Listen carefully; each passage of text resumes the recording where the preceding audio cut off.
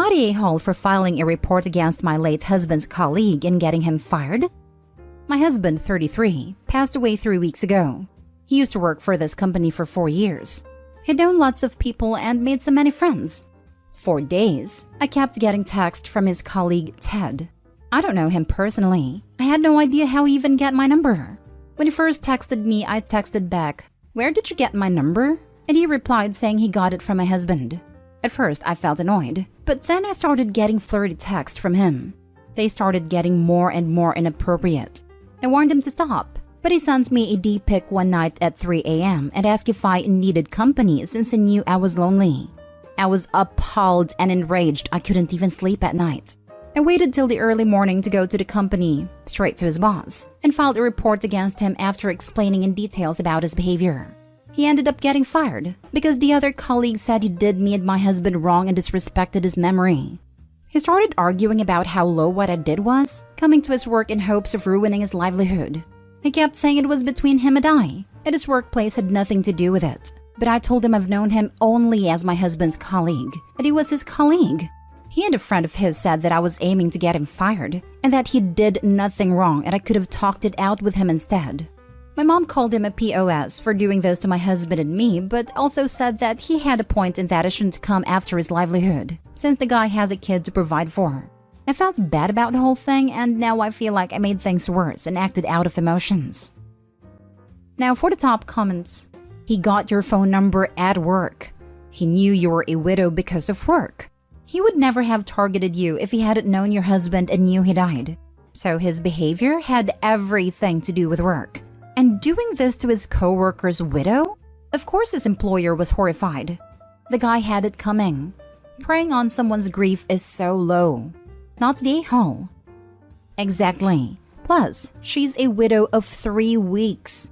I might understand reaching out after 6 months and building a friendship. But 3 weeks and D-pics? That man deserved consequences for his horrible actions.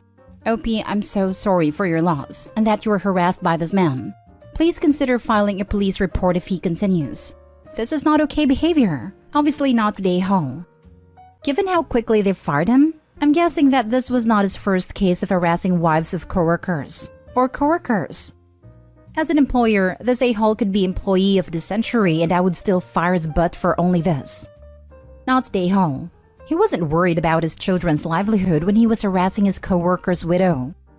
I have no idea where he was even coming from, sending a D-pic to a grieving widow of 3 weeks. WTF? Not the a-hole. He messed around and found out. The fact you are the widow of his late work colleague makes this absolutely a work issue. He disrespected and harassed you. If he didn't want to lose his job, all he had to do was not harass you. Literally, that's all he had to do. He wanted you to deal with him without going to his work because then he would face no consequences. He was already not listening when you said stop, and generally cops won't do anything unless it's immediately threatening. Going to his work was the only way he was going to learn. You absolutely did the right thing. Next story. Am I the a-hole for telling my wife my job has to come before hers? Background. Me 35 male, my wife 34 female, and our 2 kids 3 and 5 live in a very high cost of living city. I made about 5 times as much as my wife, so we do pretty well. If my income were the same as my wife's, we would not be able to afford to live in our city. My job is pretty low stress, about 35-ish hours a week with the only requirement that I be on call for 1 week out of each month. Normally nothing ever happens, so I do my usual routine with the understanding with my wife that if I am needed, I will drop whatever we are doing and work until the work issue is resolved. This only ever happens once every quarter and only lasts a few hours. My wife, on the other hand, has a much more stressful job. Her boss is incredibly demanding and often demands random and inane things, just as a power play with her subordinates. She usually works about 45 to 50 hours a week. As a result, I take care of most home stuff, drop off / pick up kids from daycare, cook meals, and generally keep the house clean. The AITA incident. It was an on-call week after work hours when my wife got a text from her boss about fulfilling an emergency request for a client. My wife complained to me that this request really could wait until tomorrow, but she would rather get it done so she doesn't have to listen to her boss gripe at her in the morning if it's not done. I had no problem with it. But I reminded her that I am on call, so I might need to switch with her if something came up. She made a grunt of acknowledgement, but nothing beyond that. About 2 hours later, I got an all-hands call to immediately come into the office. Normally, I can resolve issues remotely, but we had an issue that prevented us from remoting in. I rushed upstairs and told my wife I had to leave, only for her to turn around and say, "Sorry, but my issue came up first. You are going to have to tell your work you can't." I was taken aback and told her that no, this issue isn't something I can skip for anything short of I am physically in the hospital and can't come in. She got increasingly angry and started ranting at me. But I told her that I didn't have time for this and that I am leaving. When I get back, we can discuss this. She started crying, but I had no more time, so I left for the office. On the way, she called me to continue the argument. And in the heat of the moment, I said, "Look, I respect that you put a lot of time and energy into your work, but we cannot afford our house or lifestyle without my job. So when push comes to shove, my job has to come first. Otherwise, we are going to be on the streets." She hung up on me after that. When I got home about 3 hours later, around 11 p.m., the kids were crashed out on the living room couch with several bowls of cereal spilled around them. I went upstairs and my wife was locked in the bedroom and refused to talk. In the morning, I found out from the kids that she spent the night crying in her room and didn't feed them dinner or tuck them in, so they made cereal and had a sleepover in the living room. Not stay home, and her neglecting to feed your children should be a red flag. I mean, if I came to that, I would be livid. Kids shouldn't have to fend for themselves because their mom is having a meltdown. That's absolutely unacceptable. No matter what, the second I look my daughter in the eyes, I'll calm down. I really can't comprehend this behavior. Maybe the kids are teenagers and I'm overreacting. If that's the case, I'm sorry, Opie. But if not, your wife's got such a big red flag you could call her Xi Jinping. Opie said the kids are 3 and 5, so horribly negligent and irresponsible to leave them unattended. Oh God, I assumed around 6 to 8 years old for the kids. 3 and 5 is absolutely too young to be left completely unattended and not fed. I get that she's upset, but that should not be happening. I'm not going to lie, I was prepared to give you the Yordi a-hole after reading the title. But no, you're absolutely not the a-hole in this situation. Her behavior with the kids was horrible. She must change her job and attitude. I have tried many times to get her to look for a new job, but won't. I think it's partially a sense of loyalty to her job and a fear of newness.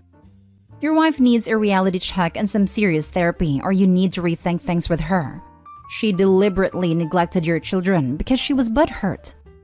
This definitely sounds like mental breakdown, particularly the fear of change and the crying all night. She definitely needs to get herself in therapy to fix this.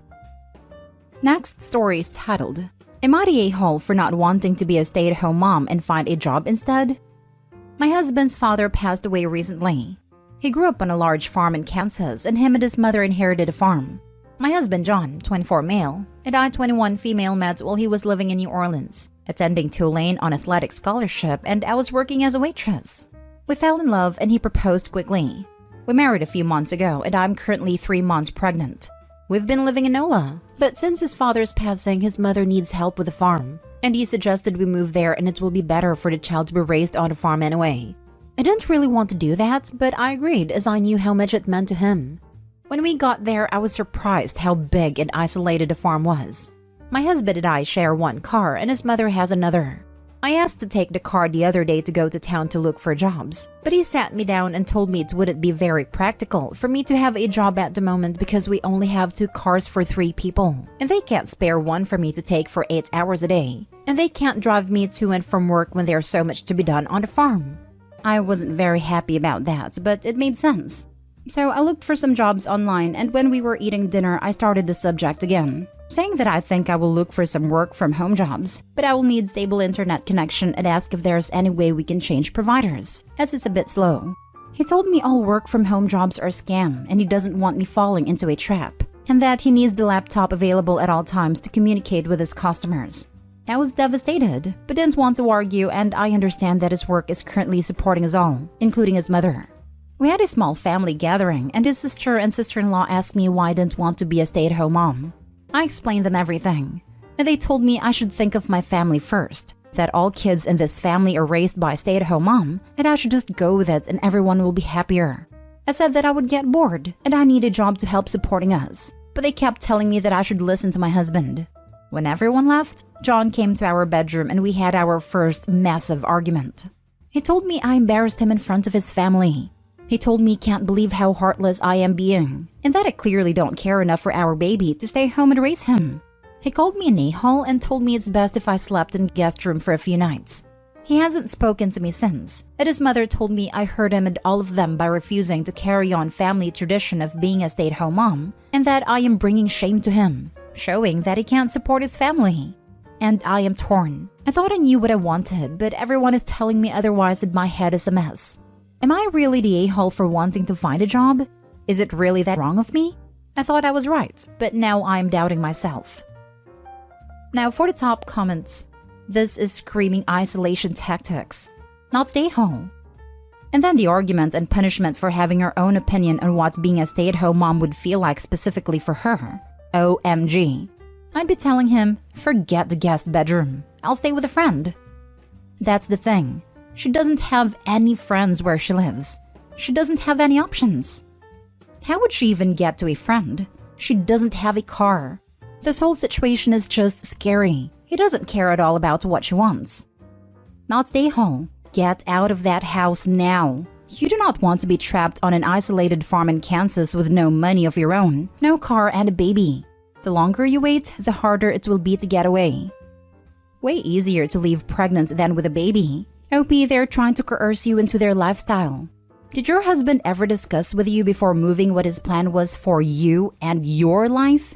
It sounds like you'll just be the incubator and caregiver in his eyes, as it doesn't seem like he has any respect for you as a partner or even a person. Being a stay-at-home mom is so hard. You are on 24/7, especially if you don't have a good support system. No car, limited access to computer? Ridiculous. Also, a large majority of work-from-home jobs send you the equipment you need. Laptops, monitors, printers, etc. However, I wouldn't be surprised that if you were to do that anyway while living in that house, that they would sabotage it however they could. Really consider leaving. Doing it sooner rather than later. You can get the marriage annulled. Just file right away. Don't get stuck in this hell of isolation and being told how wrong you are for wanting to just live life. Now for the last story. Am I the a-hole for not wanting my girlfriend to decorate my apartment? I, 29 male, have been with my girlfriend, 24 female, for 2 years now. We have not lived together before, but she's currently 18 weeks pregnant, so I suggest that she move in with me once her lease was up. It ended at the end of June, so she's been living with me for almost 3 weeks now. Well, we get along well, and overall living together has been great. I've noticed that she started to change things around my apartment. She only brought a few things over since my apartment is fully furnished, so I understand her need to make it feel more like her space. Everything in my apartment is mid-century modern. It's a mid-century modern building and I bought the apartment because of how much I love that style. Some of the things that she's suggesting or bringing into the apartment absolutely does not go with that vibe. She's taken down some of my artwork and replaced it, cleared off my shelves I curated and put her knickknacks on it, went through my pantry and cleared out things she thought were unhealthy, all without asking me. She works from home while I work in the office, so she has a lot more time at the apartment than I do. I just wish she would run things by me first. I'm an architect. She's an editor and doesn't have the same designer eye, which clearly shows. What really bothered me was that she started to throw some things away without asking. I went to take out the trash and saw that some birthday cards I kept were in there. When I asked about it, she said she was just getting rid of clutter. But her stuff is more like clutter while mine has actual sentimental value. I told her to stop touching things in the apartment, and she pointed out that she should have a say because she lives there, which I agree with, but she doesn't run anything by me. Now she's being very avoidant and passive-aggressive. So am I the a-hole? Everyone sucks here. You do realize that when you have a baby, your carefully curated apartment vibe will change very much, right? That said, she shouldn't be throwing your stuff out without asking you. Time to sit down, have an adult conversation, and come up with a compromise. Right, can't have those beautiful teak upholstered chairs because there's going to be all manner of bodily fluids, stains, and teeth marks in them. It's not even just stains and whatnot. My kid gnawed on all of our wood furniture like a demented beaver. Everyone sucks here. I would have said not the a-hole if not for the I told her to stop touching things in the apartment. She has an equal say in what your space looks like, and a right to make it feel like home for her. She's the a-hole for making changes without talking to you, and especially for throwing some of your stuff out without your consent. You guys need to have a talk and reach a compromise. Did you go out of your way to make her feel like the home is hers when she moved in? It doesn't necessarily sound like that's the case. I get that the OP sees it as his house, but that doesn't work when you are a family. You are basically asking her to conform to your reality here. There needs to be some compromise, and she's going to need some space of her own, particularly if she works from home. I'll admit I don't really do anything other than help her move in. I've never lived with someone else before, so I'm not really sure how I could make her feel more at home. Any suggestions would be great. A good first step would be to start calling it our apartment instead of my apartment, since she lives there now too. Everyone sucks here. She should be able to help decorate the apartment, but she shouldn't throw away possibly sentimental items without asking. You also sound full of yourself. Agreed. The "shelves I carefully curated" comment made me gag. I knew someone who was this full of herself. Her kids only had all wooden toys because it fit her aesthetic. Am I the a-hole because I want to cash out my life insurance policy so I can spend my last 9 to 12 months in comfort? My parents, the beneficiary, are threatening to disown me. So yeah, I, male 28, have a terminal medical condition which I won't go into too much detail about. I didn't have the best health insurance/doctors, so I found out I had a big problem pretty much when it was too late. About the only thing I had of value other than some meager savings and an even smaller 401 in my car was a life insurance policy I got years ago when I was 18. It was a relatively small amount yearly and awesome terms, so why not? I always thought I could swap it over a future wife/kid, but not happening now. So, I haven't been able to work now for about 2 months. But I won't be eligible for hospice care until probably a few weeks before the end. The actual policy itself was for an eye-watering amount if I died before a certain age, which unfortunately is what is going to happen. I have been living at home with my parents rent-free since I stopped working, which is good of them. We haven't had the best relationship growing up, and they pretty much only did the minimum required by law in terms of how they raised me. No complaints, but not parents of the year material. A lot of this was due to finances. I have been putting money towards food and utilities, but not the rent they're paying, as that was a cost they were covering by themselves, and my being here hasn't increased it. Anyway, I have been investigating cash outs, both through the company and investor groups, that will give you a bit more in exchange for being named as beneficiary. I will probably stick with the company offer to get things moving faster.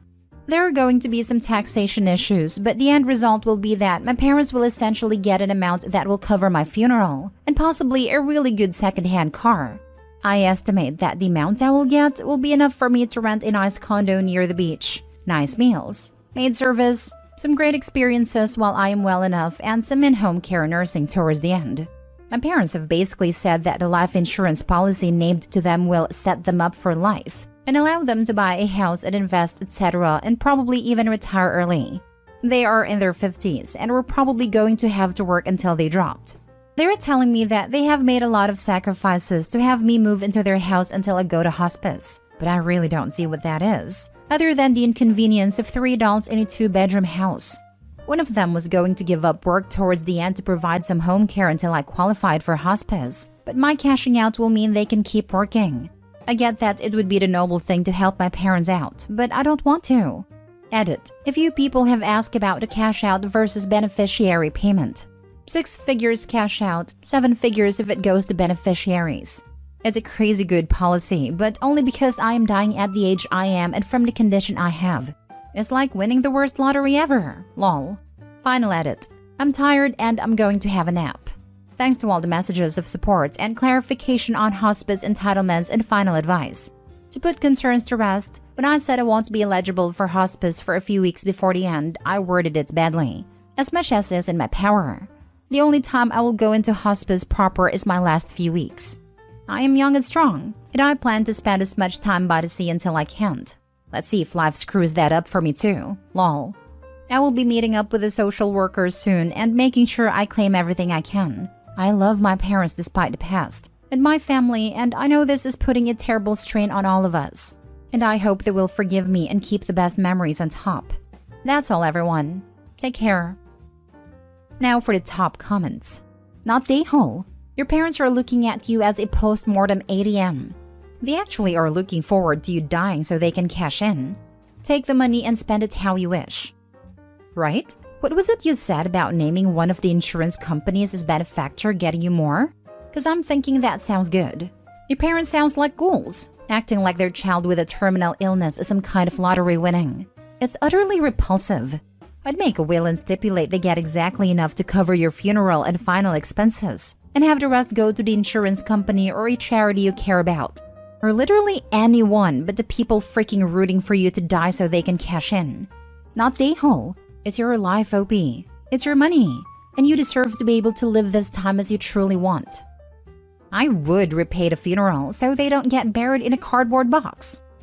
Someone else said prepaying my funeral and making arrangements now would be a good gesture for my parents. I think it is a good idea as well. If you don't have long to go, you should be spending it as happy and comfortable as you are able to. Besides, it's your life insurance. It's your money. It's a kindness already to leave enough to cover funeral costs. Your loss shouldn't be their gain. They should want the best for you while you're here, not the a-hole. Thanks for that, man. Yeah, no parent should have to bury their child, so I think it's responsible for me to cover the costs. I am pretty sure my siblings and I will have to pay to bury my parents when their time comes, as saving money/earning money has never been their best point. It won't be my problem though, lol. Next story. Am I the a-hole for telling my dad he chose his second family just like his dad did? My parents had me at a young age. I'm now almost 29 and my parents are both in their mid-late 40s. Growing up, I saw my granddad, my dad's dad, a lot. But now me and my siblings don't exist to him and he hasn't spoken to my dad in years. He doesn't even know he is a great-granddad. My granddad remarried and pays more attention to the kids from that relationship and their kids. My parents split when I was 12. It was hard, but we got through it. And up until recently, I had a great relationship with my dad. The last time I saw him was 2 days before my daughter's birthday back in March. He made a surprise trip with my half-siblings and his girlfriend. Now, I don't expect him to drop everything because I live 2 hours away, but I was visiting my hometown for 2 weeks in August whilst dog-sitting for my mom. But he was always too busy with my half-siblings to even visit for half an hour. He doesn't even text or call, and he doesn't reply if I do. So I give up. I think what pushed me over the edge is that they can travel 4 to 6 hours to another country for a day out almost every other weekend, but won't travel 2 to see his granddaughter? So I snapped and told him this is how it started with his dad.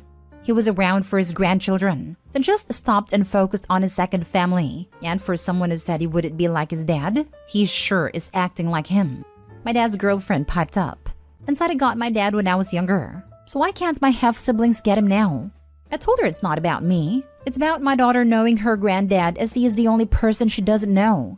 At that point, she called me an a-hole for trying to ruin my half-siblings' childhood. Just to add, my dad lives with his girlfriend and half-siblings, so it's not like he only gets to see them every other weekend or every weekend. So am I the a-hole? Not the a-hole. What really gets me is his girlfriend's comment that you had him when you were young. As if growing up means he is no longer your father and you aren't meant to want time with him. I find that extremely entitled of her, because she really is prioritizing her children. No doubt he has a responsibility to them too, to provide for them, etc., but your age just doesn't make you any less his child. She's selfish and entitled, totally. You didn't mention what your dad's reaction was though, and that's what matters in my opinion. He didn't say anything about that. If I'm honest, I don't know why he's still with her. As with that relationship, she says jump and he says how high. It's not a very good relationship all around. I guess it stays for the kids.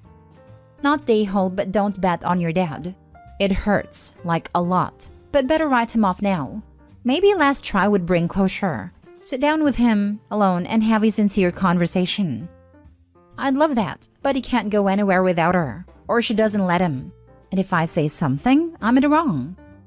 If she really doesn't let him go, he is a victim. But even though we want to help them sometimes, for our own sake, we have to let go of them or take some space. Tell him you're done, but if he ever wanted to talk, he can call. Try to free yourself of waiting for something you have no influence on. Next story. Am I the a-hole for selling my house which could cause my in-laws to be homeless? My wife was diagnosed with cancer 2 years ago. She fought as hard as she could for as long as she could, but she sadly passed away 6 months ago. We never had kids, and both were very career-focused. After my wife's diagnosis, she wanted her parents to move in with us because they lived on the opposite coast of the US, and she wanted to spend as much time with them as possible.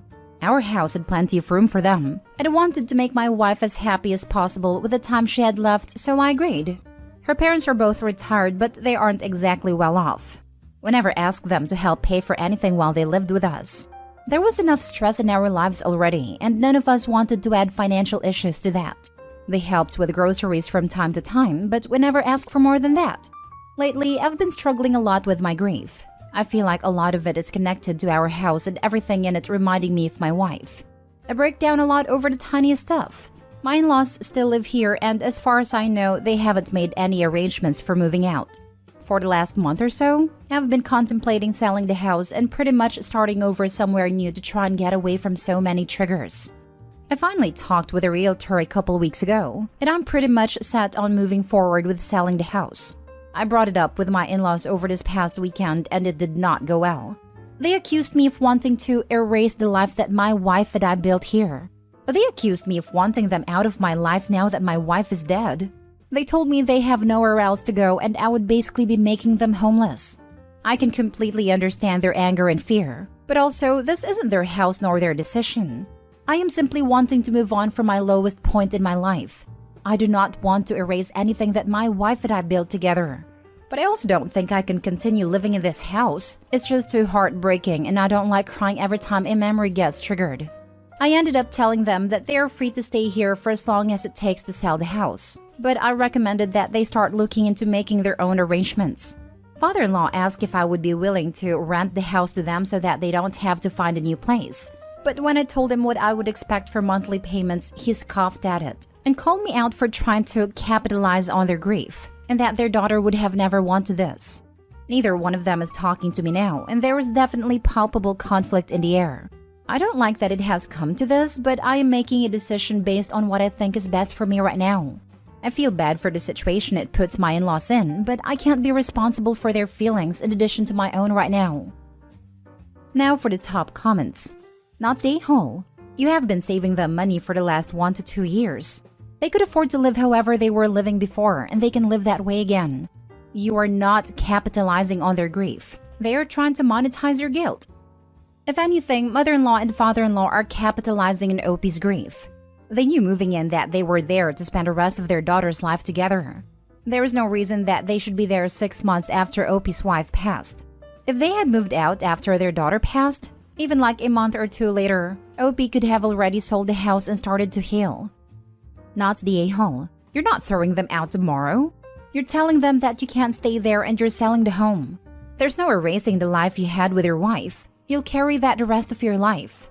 You're entitled to doing what is best for you. Also, how did they think they wouldn't have to pay something to rent? Sounds like they just thought they'd live with you for free forever. Because you're a nice person? Not the a-hole at all. However, I'm just going to say from a housing market perspective, you might want to wait a few months. And instead of telling parents when it sells they have to move out, give a deadline, say 6 months. Otherwise, they'll either try to sabotage the sale or will wait until the last minute and claim you made them homeless. So sorry for your loss, and I hope a new place will help you heal. I don't care about a market. I just want to stop having breakdowns every time I have a triggering memory over something silly, like finding a beach towel my wife used on a vacation we took. Last story. Am I the a-hole for not moving out of my brother's house? My brother, 42 male, and his fiancée, 39 female, are getting married. I, 36 male, live with my parents who are in their 80s.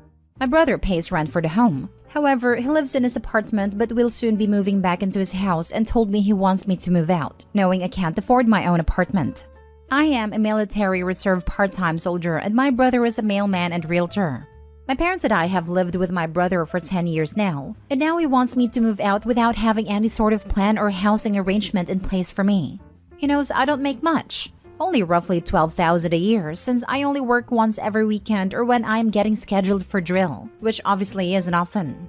I told him that I would move if he would allow me to live inside the apartment that he is currently living at, but he has declined and won't allow me to without giving any sort of reasoning.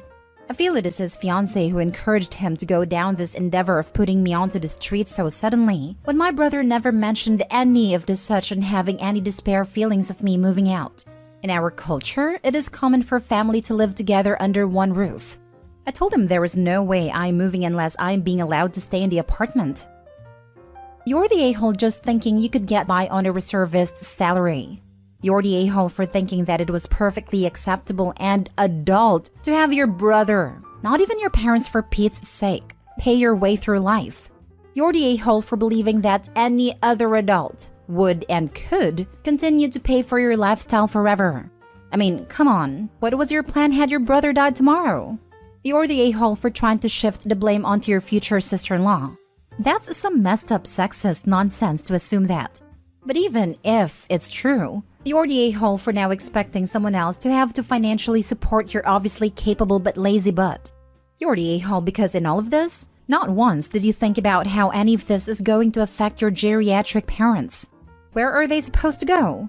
Go freaking enlist full-time and learn some self-respect, self-motivation, and basic common sense. All of this, especially the reservist part. OP, you know almost all reservists work full-time jobs too, right? What has stopped you in the past 10, 15 plus years from working more than reservist hours? You have spent your entire adult life being taken care of. It's time to grow up and take responsibility for your life and quit expecting everyone else to foot the bill. You're the a-hole. Yep, we had a reservist on my team, recently transferred to a new group, and he was a manager. When he had trainings or active duty, he would go on military leave and then come back. It never caused any issues with his employment here. My man, get your act together. You're not your brother's responsibility. It's his house. If it says get out, then you're going to have to put your big boy underwear on and get a job outside of your weekend soldier cosplay. You're the a-hole. You are 36. You officially were an adult at 18 years ago. You have lived far too long on your brother's dime. It is time to adult. Good for your brother that he recognizes this would be an infringement on his relationship with his fiancée to have his grown brother continue on as his dependent for no reason. Set some goals. Get some life counseling. Get a job. Spread your wings and fly.